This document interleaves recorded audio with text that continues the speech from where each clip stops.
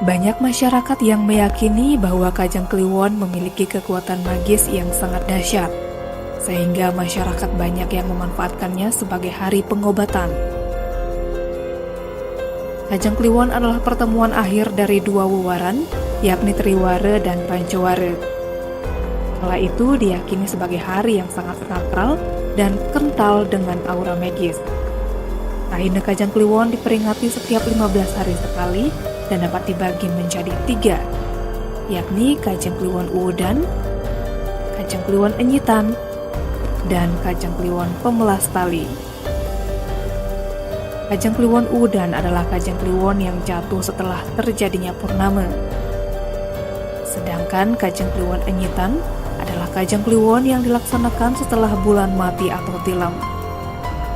Sementara Kajang Kliwon Pemelas Tali adalah Kajang Kliwon yang dilaksanakan setiap hari Minggu pada Wuku Watu Gunung. Kajang Kliwon Pemelas Tali dilaksanakan setiap 6 bulan sekali. Menurut Jero Mangku Wayan Satra, pada zaman dulu ada kepercayaan masyarakat Bali untuk menetralisir suatu penyakit pada hari Kajang Kliwon. Jika ada orang yang menderita sakit menahun seperti koreng, gondong, bisul yang tidak sembuh-sembuh, maka sakit itu bisa dibuang dengan cara mengaturkan segehan atau belabaran di penataran agung atau di pertigaan agung, lengkap dengan banten yang telah ditentukan.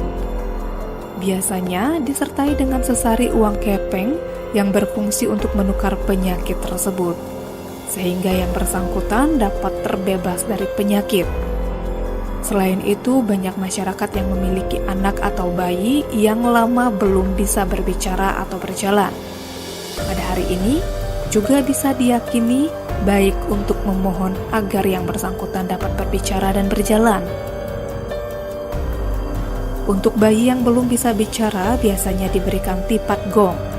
Tipat gong di sini adalah yang telah diaturkan pada gamelan yang digunakan hari itu juga.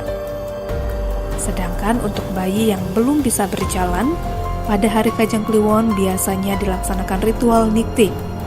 Ritual ini biasanya menggunakan daun ingan-ingan, dengan harapan si bayi dapat ringan kaki dalam berjalan.